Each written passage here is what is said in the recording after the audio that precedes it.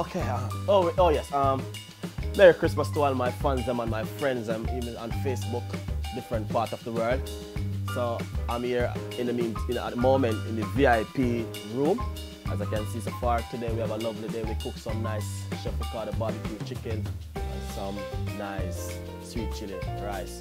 So I want to say Merry Christmas to all my fans and my friends, and a Happy New Year and a prosper New Year which is coming. And you know Christmas is just around the corner.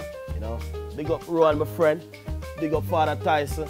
All of my friends them who me know say who support the thing right straight through the year. You know, I remember Chef Ricardo have the next book which is coming out 2013.